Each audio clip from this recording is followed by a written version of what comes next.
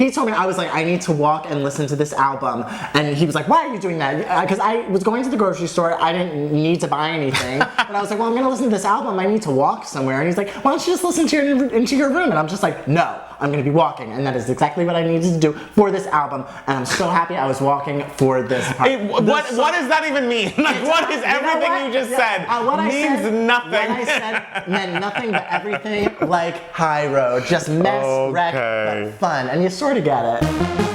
Hi everybody, welcome back to Game Mats. It's Matt Palmer. And it's Matt Steele. And for the first time since 2016? 2017. Yes. We have a new Kesha album. Kesha without the dollar sign. No. Wait, did she get rid of the dollar sign for Rainbow or for this? For Rainbow. For Rainbow? Okay, never mind. I'm behind. You are, yes. But I have no idea what I'm talking about. Kesha's back, 2020 album, High Road. This is her follow-up to Rainbow. Rainbow was, of course, the album in which she talked a lot about Dr. Luke and the trials and tribulations that she was...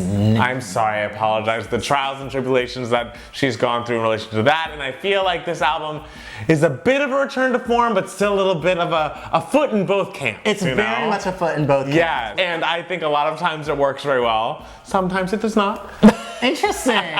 Interesting. Yes. Fascinating because I found the album completely flawless. Really? I thought it was fascinating and stunning and thrilling. I think there are wonderful moments. I just think that truly there's just one section of the album where I'm like, this all could have been cut. Oh no! Why? I'm like devastated. I mean, we have to talk about it.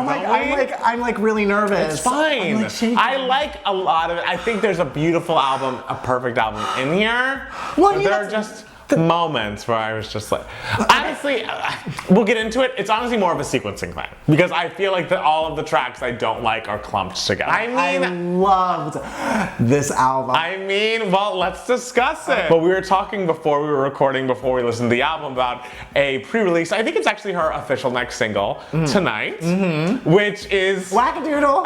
And that crazy off-key first chorus. That off-key like second chorus since the song starts with the chorus. Yes. So that so much fun, insane.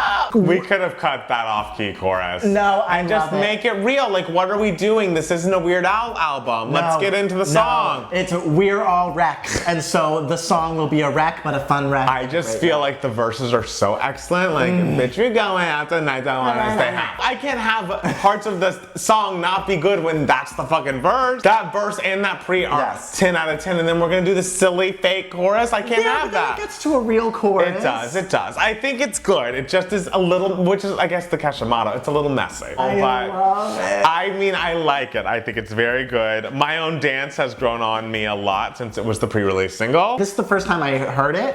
I think Wait, you didn't listen to it when it first came out? No, I didn't. Really? I was like, I'm gonna wait for the album. Oh my God. Well, I listened to it and it had to grow on me. I thought the chorus was a little lackluster. Again, in comparison to the verses, Kesha's got some great verses. I mean, you know? So I want the choruses to match up. And I know that Raising Hell, in the large scheme of things, vaguely underperformed because it wasn't like a giant hit. It is so great. It's excellent. What an excellent piece of music. And you know what? I thought it was great when I first heard it, when it first came out, and I thought you were kind of giving it a little too much praise. But then after hearing it tonight in the album, as I was walking to the grocery store and walking back, excellent song, a classic. It's wonderful. Perfect choice. And I want to point out that a lot of people have given her shit about like, oh, another mainstream artist using Big Frida and not really showing her in the video. Big Frida, I believe, is the opening act on Kesha's tour. Big Frida performed with Kesha on many award shows, many late night shows. Between the Drakes, the Beyoncés, a lot of people use Big Frida's voice. Kesha has used her person the most. So I think we got to give her some props for that. We got to be like that Lindsay Lohan, Oprah gif and be like, well, you know, what is she? Well, hey, let's celebrate that! Yes! Big Frida's an icon and a legend and has been giving her due on this song and in the promotion for it. I want to love the title track. You don't like the title track? Something about it doesn't completely curl over for me. I even listened to it again after, because I had read so many people were like, this is one of my top songs, this is one of my top songs. I listened back to it and I'm like, it's not doing it for me. I do hear a lot of people say that it is like their number one song, and I'm like, okay, it's not my number one song here. I don't dislike it. I just think it's like, it's middle of the pack for me. Like, I think it's fine, it's good, it works. I prefer the first 3 tracks. I don't know. To me, I was just having such a party on the walk to the grocery store. Right? That I can't even differentiate between them. This is when I feel like the dip in the album begins. I feel like Shadow. Okay, Shadow I think is good, solid, fine, nice. Don't you dare slander Honey like I feel like you're about to. I'm not slandering Honey. I just think it probably is the most interesting of the 4 songs around it that are all fine. And I feel like it's not I don't think Kesha should do ballads thing, because we're going to get to some great ballads she gets to at the end, which I very much love and like.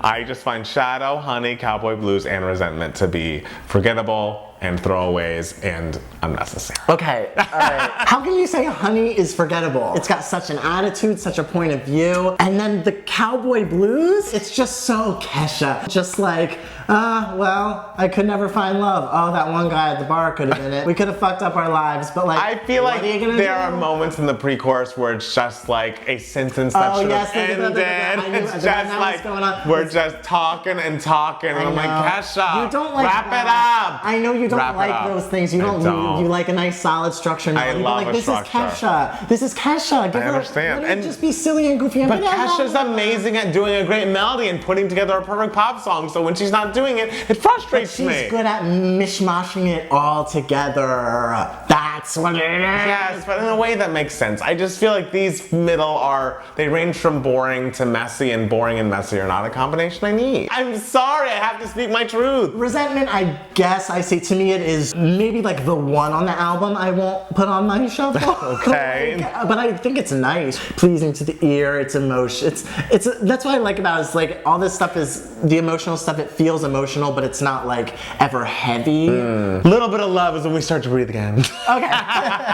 Little Bit of Love is the most standard pop song. It's standard. We're coming back, and I just like, okay, this is interesting. I don't know why it's not called Afterlife, I believe, but I think it's like, okay, we're getting back to the Kesha we know and love. Yeah. See, it's interesting because A Little Bit of Love I think is good and solid, but to me it's kind of the most basic. I mean, because everything else on the album is so wackadoodle. Like, she says something, and like, whether it's good or it's bad, you're kind of just like, okay. So to me, A Little Bit of Love, since it's the most standard pop song out of all of them, to me that was kind of the one that I was kind of like, oh, okay. I'm not saying it's a highlight. I'm just saying things started to make sense. Okay, yeah, but I still think it's a good song. Yes, it's good. I love Birthday Suit so fucking much. You know, is it really? You know how much I love video games. And that chorus production is straight out of Mario. Nintendo will sue her, and it's worth it. Excellent. What a ridiculous concept for a song. Like, sonically, like, let's make this sound like Mario from 1992. And I love every single second. Yes, and just like, the stupid little chorus where I'm gonna get you in your birthday suit, and then the post-chorus where it's like a sexier version of the same lyric. It's great. I mean, I think Kinky might be my favorite on the album. Really? Oh, Kinky is so amazing. I think it's so great, and it definitely is the one that feels most like, you know, K.E. $, ha. Like, it very much is like a Your Love Is My Drug moment. I love the 80s vibe of it. I love the Spice Girls. I mean, of course at first I was kind of just like, wait, are the Spice Girls really coming? But then I was like, oh no, they would have said featuring the Spice Girls. Totally. And I would have shit myself. Right, and they don't perform together anymore. There's only 4 of them now. Okay, between the honey slander and what you just said right now, I'm firing you from TV. Bitch, the potato song. Yeah! Like, it's literally like, let's think of everything I would hate in a pop song and throw it in one. It's not boring like the section of the album I would remove, but it's still just like, okay, so we're gonna start with the circus sound. We're gonna start like we're on a fucking Ferris wheel, and then we're gonna be screaming about how we wish we were like potato farmers or some shit instead of, because like growing up and being adult sucks, I don't wanna wear my big girl panties. Like, bitch, get it together. Like, you're telling Kesha to get it together? Fuck you! Fuck you! This is too silly. I think we've crossed the boundary with Potato Song. I can't have it. But you needed a potato song on there. No Come on, it's one needs Kesha. a potato song. This is something that you can make, keep to yourself. Look, not for the public. Look, if the potato song was not on the album, I wouldn't miss it. But like, since it's there, might as well listen to it and have a good time and be like, yeah, I can do whatever I want. I'm gonna make some castles and then eat cake. I will say the potato song is a little long. For a silly song. Yes, it should have been could have been 2 minutes flat. But I'm glad it's there. I think BFF featuring Rabel, I never love songs about friendship because it's like, okay, great, you have a friend. But this one, It's so great. it's so adorable and so just like it rings so true because it's a gay man and a lady, and it's like our boyfriends aren't even allowed. It like reminds you of specific people in your life. Yes. I think Rabel is so talented. He also has a great song with Pink on her latest album called 90 Days. I think it was the best song on that album. I really hope they're this close in real life. Oh, absolutely. And I hope every single one of these stories are true. Yes. Like I hope he bought her a bag of candy dicks before The thing is, they feel true. They're so specific that it feels true. That is the one time I ever feel sad for straight men. It's like, you'll never experience a friendship like this. No. Like, this is the truest friendship between a straight girl and a gay man. Like, that's just love, and no one wants anything from anyone. It's just like, we feel each other, we know each other. Yes, there's no competition. It's Yes. just like, we see each other. It's pure love. It's pure absolutely. love. Father-daughter dance is great. Father-daughter That's what I'm dance. saying. There are beautiful, introspective, thoughtful ballads here. Yes, but not too saccharine. Like, No. this is a very upsetting